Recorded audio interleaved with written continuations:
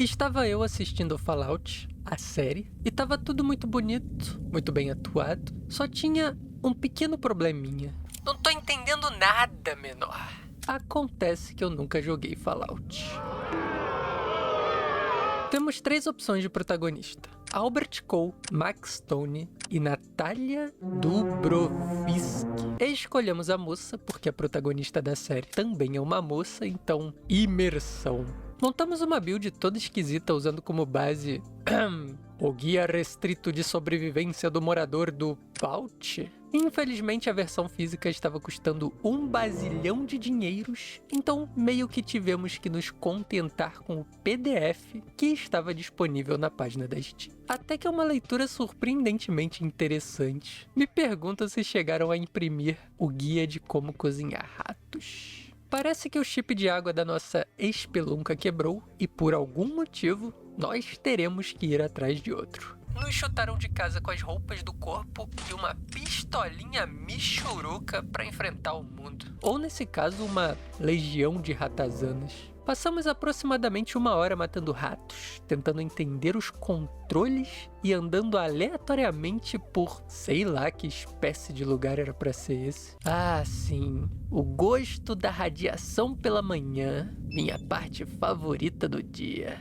Atravessamos o deserto até chegarmos no Vault 15, onde achamos mais ratazanas. Só que agora elas são gigantes. O lugar estava caindo aos pedaços e para chegarmos no andar de baixo precisávamos de uma corda.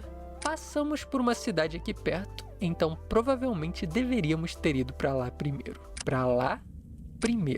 No caminho tivemos um encontro aleatório com escorpiões gigantes que... Bom, interessante. Finalmente chegamos a Shade Sands. E o carinha da porta pediu para que guardássemos nosso 38. Meio suspeito, mas como estávamos caindo aos pedaços, achei melhor não discutir. Pelo menos com a quantidade de veneno em nossas veias, todo mundo que resolver nos cozinhar vai morrer também. Muitas coisas interessantes acontecem por aqui. Conhecemos o prefeito, que nos pediu para visitar o médico, que nos pediu para matar os escorpiões, para que ele pudesse produzir antídotos que não servem para absolutamente nada. Esbarramos com um tal de Ian, que era segurança de um lugar conhecido como The Hub, mas ele acabou tomando um tiro na bunda e se aposentou. Ou talvez nem tanto, afinal ele nos ofereceu seus serviços por 100 tampinhas de garrafa, que são a moeda do jogo aparentemente. Ou convencemos a vir conosco em troca de todas as porcarias que achássemos pelo caminho e invadimos o ninho dos escorpiões, onde fritamos tudo que tinha mais de 2 pernas. Como recompensa recebemos um glorioso obrigado. Voltando ao Vault 15, esbarramos com um bando de louva-a-Deus gigantes e um cara morto. Então meio que roubamos todas as coisas dele.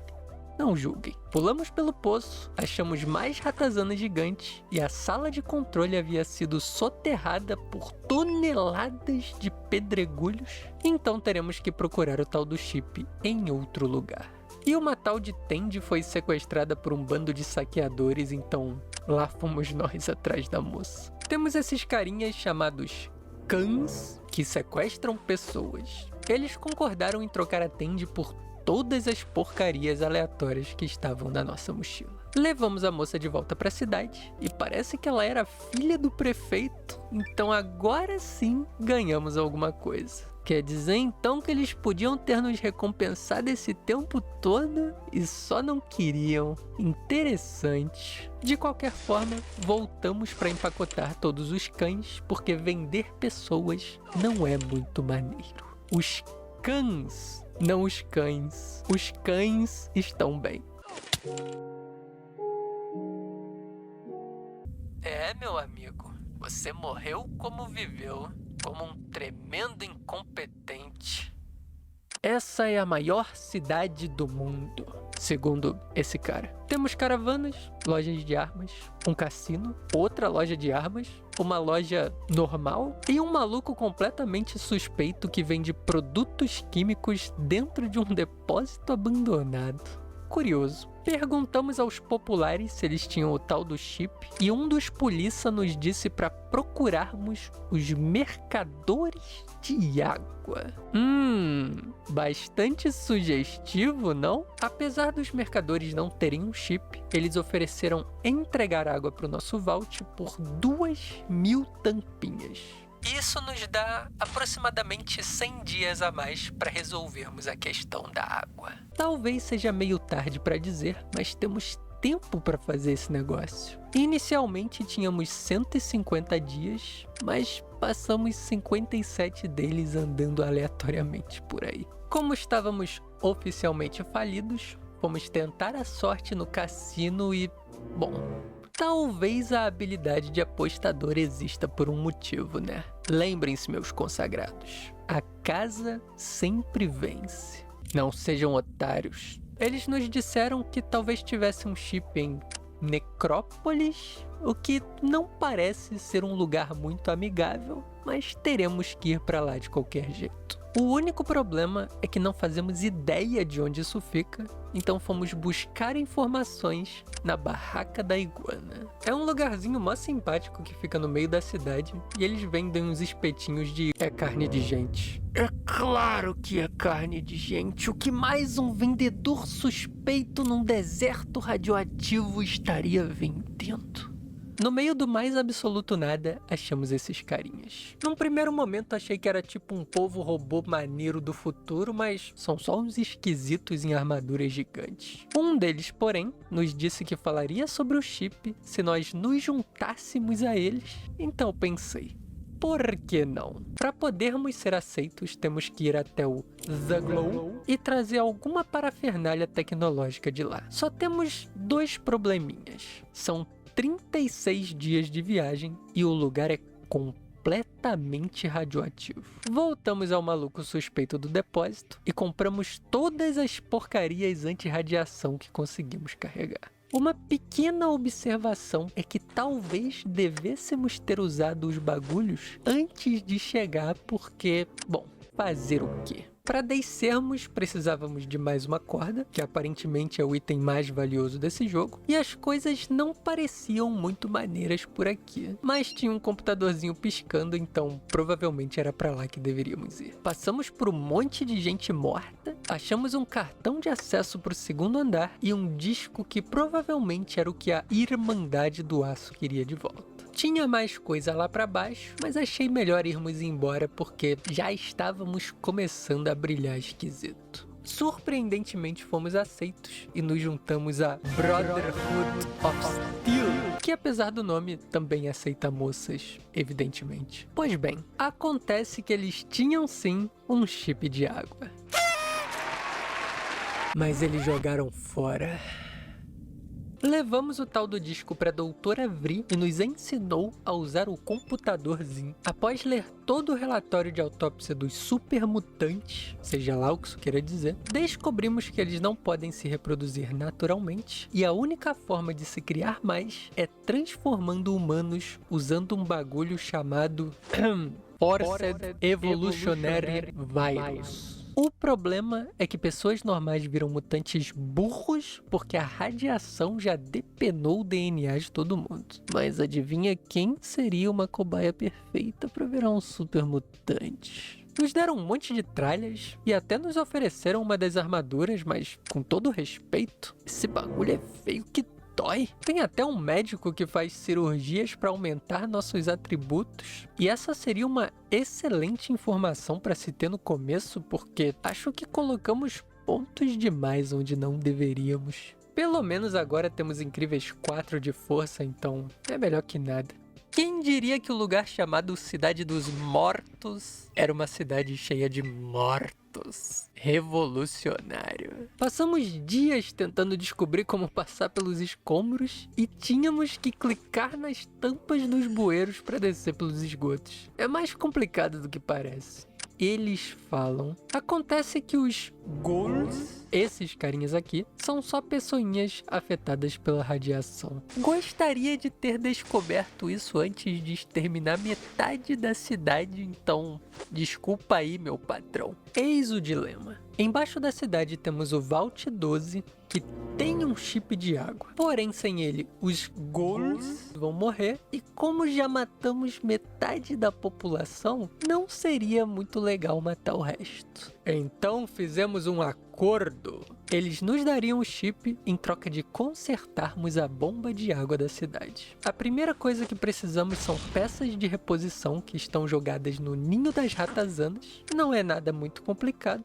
afinal já viramos os mestres de matar ratos. Já a segunda é um pouco mais complicada. A bomba está sendo guardada por um bando de super mutantes, que agora sim sabemos o que eles são. Nos disseram que receberam ordens de um tal de Low para levar todos os humanos normais para sei lá onde. O clássico sequestrar pessoas. De novo, conseguimos convencê-los de que nós éramos um robô do futuro e eles nos deixaram ficar. Realmente a doutora não estava exagerando. Eles são burros mesmo, viu? Finalmente achamos a famosa bomba de água, mas parece que não temos poder cerebral suficiente para consertá-la. Voltamos para o nosso amigo e ele nos deu livros de engenharia. Ora, conhecimento nunca é demais, eu suponho. Mesmo com todo o poder da ciência, ainda levamos 3 dias para consertar a bomba. E matamos todos os supermutantes, porque sequestrar pessoas não é maneiro. Quantas vezes nós teremos que falar sobre isso? Descemos até o Vault 12, onde tinham alguns troços desse que não gostaram muito da gente. E finalmente, depois de meses andando por esse inferno de deserto, conseguimos o tal chip de água. Entregamos para o chefia, escrevemos nosso relatório e é isso. Fim de jogo. Todos viveram felizes para sempre. Ele quer que a gente destrua a base dos supermutantes. Esse é um tipo de assentamento onde um bando de esquisitos se reúne e o prefeito disse que nos daria fortunas para matar uma gangue de malucos chamadas The Blades. No fim, era só uma galera aleatória tentando sobreviver. Tem até um carinha viciado em Nuka-Cola. Conversando com a mocinha que cuida dessa espelunca, ela nos disse que os Regulators, os carinhas que mandaram a gente vir passar geral, ocasionalmente aparecem pra sequestrar pessoas. Eu não vou comentar mais nada sobre isso. Ela nos disse para cruzarmos a cidade atrás dos Gun Runners, que são malucos que vendem armas estupidamente tecnológicas, e eles nos disseram que distribuiriam armas e equipamentos para a população caso nós exterminássemos a mãe dos Deathclaws. O que diabos é um... Not even the Carrion Eaters are interested in your radiated corpse. Como vocês podem observar, toda vez que usamos nossa arma, temos um aviso de que estamos sofrendo penalidade por conta do peso. Parece que a força influencia na nossa capacidade de usar armas, e como estamos só o pó da rabiola, toda vez que levantamos nosso rifle para dar um tirambaço num safado, a Natália começa a tremer e atira para qualquer lado porque a arma é pesada demais para ela. E como podemos resolver isso? Temos esses comprimidinhos chamados Buffout, que aumentam 2 de força por um tempo, o que nos permitiu massacrar os Deathclaws. Porém, eles têm um pequeno contratempo. Toda vez que os consumimos, temos 25% de chance de ficarmos viciados. O vício é um debuff que remove 2 de força, resistência, 3 de agilidade e nos causa dano ocasionalmente. Ele passa após uma semana se pararmos de consumir besteiras. Voltando para a cidade, achamos todos os tipos de porcarias malucas pelo caminho, que vão desde alienígenas mortos, vacas falantes e sei lá o que era pra ser isso aqui. Pegamos level 11 e ficamos subindo e descendo as escadas até a mãe dos bichos morrer. Admito que não foi um dos nossos momentos mais gloriosos, mas a história é contada pelos vencedores, não é mesmo? E eles realmente entregaram os equipamentos pra nossa galera. Que curioso, eu tinha certeza que eles iam passar a perna nos caras. Revolução. Ou como os franceses costumam chamar, La Révolution. Boa noite, meus consagrados. The darkness of the afterlife is all that awaits you now.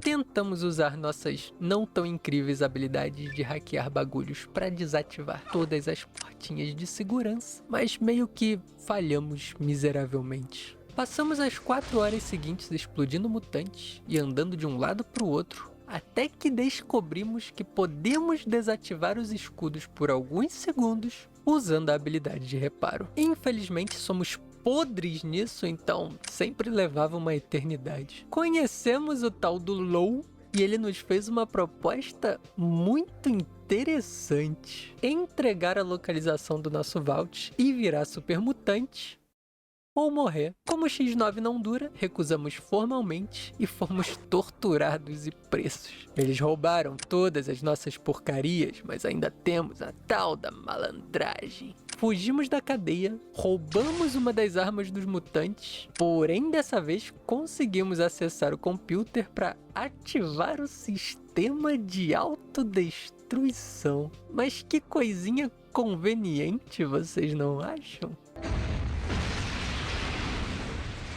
E todo mundo morreu. O cara quer que a gente mate o mestre dos mutantes.